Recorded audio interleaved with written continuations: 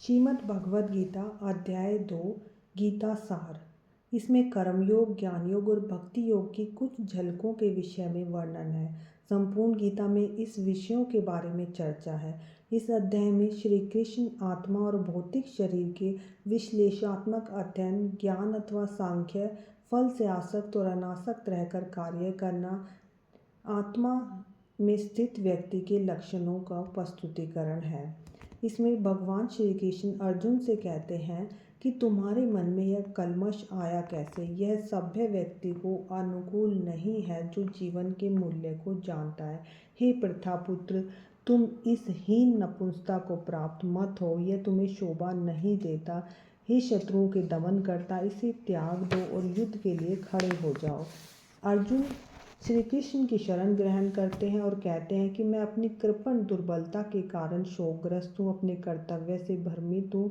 अतः मैं आपसे पूछ रहा हूँ, जो मेरे लिए श्रेष्ठकर हो उसे मुझे बताएं। तो भगवान श्री कृष्ण आत्मा और शरीर का विश्लेषण, पदार्थ और आत्मा के बारे में सांख्य योग का ज्ञान देते हैं। तुम पांडित्यपूर्ण वचन कहते हो और उनके लिए शोक कर रहे हो जो शोक के योग्य नहीं है। जो विद्वान होते हैं वे न तो जीवित के लिए न ही मृतक के लिए शोक करते हैं। ऐसा कभी नहीं हुआ कि मैं ना रहा हूँ या तुम ना रहे हो या ये समस्त राजा ना रहे हो, और ना ही भविष्य में ऐसा होगा कि हम लोग नहीं रहेंगे। जिस प्रकार शरीरधारी आत्मा वर्तमान शरीर में निरंतर अग्रसर होती है, बाल्यावस्था से तरुण अवस्था में और फिर वृद्धावस्था में, उसी प्रकार मृत्यु होने पर आत्मा दूसरे शरीर में चली जाती है। धीर पुरुष ऐसे परिवर्तन से मोहित नहीं होते। हे कुंती पुत्र, इंद्रिय विषयों को अनुभव करती हैं, सर्दी गर्मी सुख दुख का बोध करती हैं, उनका उदय और अंतर्ध्यान क्षणिक है। हे भरतवंशी, मनुष्य को इन्हें सहन करना सीखना चाहिए। हे अर्जुन, जो पुरुष विचलित नहीं होता, सुख और दुख दोनों में समभाव रखता है, वह धीर पुरुष निश्चित रूप से मुक्ति के योग्य है। भौतिक शरीर विनाशी है, देहधारी आत्मा शाश्वत है।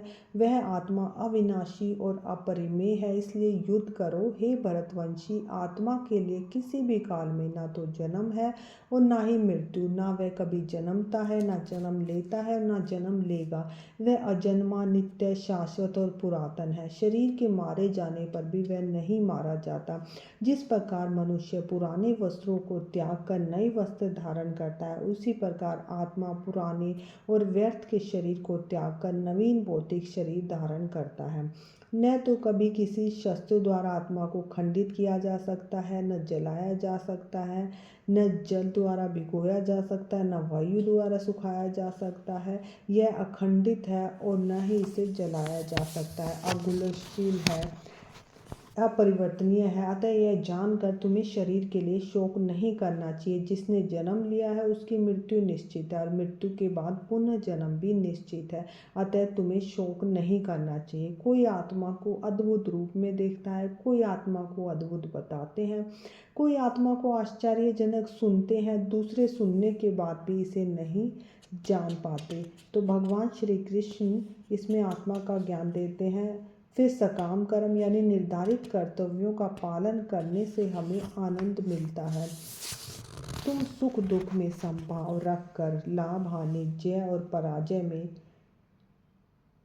युद्ध करने के लिए युद्ध करो कर्तव्य के रूप में। ऐसा करने से तुम्हें कोई पाप नहीं लगेगा। इस प्रयास में कोई नुकसान या कमी नहीं है, कोई विनाश नहीं है। इस रास्ते पर थोड़ी उन्नति भी सबके भयानक प्रकार से भय से रक्षा करती है। जिसके पास एकाग्र बुद्धि है, वे प्रयोजन में दृढ़ है और उसका उद्देश्य एक है। कुरुनंदन, जो दृढ़ प्रतिज्ञ नहीं है उनकी बुद्धि अनेक शाखाओं में विभक्त रहती है।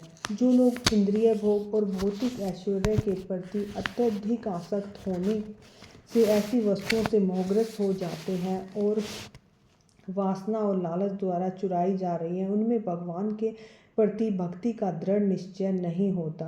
वेदों में मुख्यतः प्रकृति के 3 गुणों का वर्णन हुआ है। हे अर्जुन, इन 3 गुणों से ऊपर उठो। द्वंद्व भाव से मुक्त, नित्य शुद्ध सत्व में स्थित, लाभ और सुरक्षा की सारी चिंताओं से मुक्त होकर आत्मपरायण बनो। तुम्हें अपने कर्तव्य करने का अधिकार है। तुम कर्मों के फल के अधिकारी नहीं हो। तुम ना तो कभी अपने आप को कर्मों के फल का कारण मानो, कर्म फल की इच्छा करने, और न ही कर्म न करने के प्रति आसक्त हो। योग में स्थित होकर अपना कर्म करो। हे अर्जुन, समस्त आसक्ति को त्याग दो, जय अथवा पराजय में समभाव रहो। ऐसी समता योग कहलाती है। जो मनुष्य इंद्रिय तृप्ति की समस्त कामनाओं का परित्याग कर देता है, हे पृथापुत्र, मनोधर्म से उत्पन्न होने वाली तो उसका मन आत्मा में ही संतोष प्राप्त करता है। वह विशुद्ध चेतना वाला स्थिर प्रज्ञ कहलाता है। 3 प्रकार के दुखों के बीच मन में अविचलित रहता है। खुशी होने पर वह प्रसन्न नहीं होता, मोह, दुख और क्रोध से वह मुक्त होता है। ऐसे व्यक्ति को स्थिर मुनि कहा जाता है। वह इस दुनिया में हर जगह प्रभावित रहता है। जो भी अच्छाई या बुराई वह करता है, न तो इसकी प्रशंसा न ही इसका तिरस्कार करता है। ऐसा व्यक्ति पूर्ण ज्ञान में दृढ़ होता है। जो मनुष्य खींच लेता है, जिस प्रकार कछुआ अपने अंगों को संकुचित करके खोल के भीतर कर लेता है, अपनी इंद्रियों को इंद्रिय विषयों से वह पूर्ण रूप से दृढ़तापूर्वक स्थिर करता है। उत्तम रस का अनुभव। देहधारी जीव इंद्रिय भोग से भले ही निवृत्त हो जाए, पर उसमें इंद्रिय भोग की इच्छा बनी रहती है। लेकिन उत्तम रस का अनुभव होने पर ऐसे कार्यों को बंद करने का वह भक्ति में स्थिर हो जाता है। हे अर्जुन, जो उन्हें वश में करने का प्रयत्न करता है, उस विवेकी पुरुष की इंद्रियां इतनी प्रबल और वेगवान होती है कि वे मन को भी बलपूर्वक हर लेती हैं। यानी कि जब तक उत्तम रस प्राप्त नहीं होता, हम इंद्रिय विषयों में लगे रहते हैं। जो इंद्रिय संयम करता है, अपनी चेतना को मुझ में स्थिर रखता है, वह पूरी तरह स्थिर बुद्धि कहलाता है। इंद्रिय विषयों का चिंतन करते हुए मनुष्य की उसमें आसक्ति उत्पन्न हो जाती है, और ऐसी आसक्ति से काम उत्पन्न होता है, काम से क्रोध, और क्रोध से मोह उत्पन्न होता है। फिर काम, क्रोध और मोह ये मनुष्य को बुद्धि को नष्ट कर देते हैं। इस प्रकार कृष्ण भावनामृत में तुष्ट व्यक्ति के लिए संसार में तीनों ताप नष्ट हो जाते हैं, और ऐसी तुष्ट चेतना होने पर उसकी बुद्धि शीघ्र ही स्थिर हो जाती है। जो कृष्ण भावनामृत में परमेश्वर से संबंधित नहीं है, उसकी बुद्धि दिव्य होती है, और न ही उसका मन स्थिर होता है, जिसके बिना शांति की कोई संभावना नहीं है। शांति के बिना सुख हो भी कैसे सकता है। जिस प्रकार विचरणशील इंद्रियों में से कोई एक जिस पर मन निरंतर लगा रहता है, मनुष्य की बुद्धि को हर लेती है। जिस प्रकार पानी में तैरती नाव को प्रचंड वायु दूर भगा कर ले जाती है। जो सभी जीवों के लिए रात्रि है, वह आत्म संयमी के लिए जागने का समय है, और जो समस्त जीवों के लिए जागने का समय है, वह स्थित प्रज्ञ के लिए रात्रि है। समुद्र में निरंतर प्रवेश करते रहने वाली नदियों के निरंतर प्रवाह से विचलित नहीं होता, जो सदैव स्थिर रहता है, उसी प्रकार जो पुरुष निरंतर इच्छाओं के प्रभाव से विचलित नहीं होता, वह शांति प्राप्त करता है। वह नहीं जो कि इच्छाओं को संतुष्ट करने की चेष्टा करता है। जिस व्यक्ति ने इंद्रियों की समस्त इच्छाओं का परित्याग कर दिया है, जो इच्छाओं से रहित है, शारीरिक प्रतिपालन को छोड़कर और सारी ममता को त्याग दिया है तथा अहंकार से रहित है, वही वास्तव में शांति प्राप्त करता है।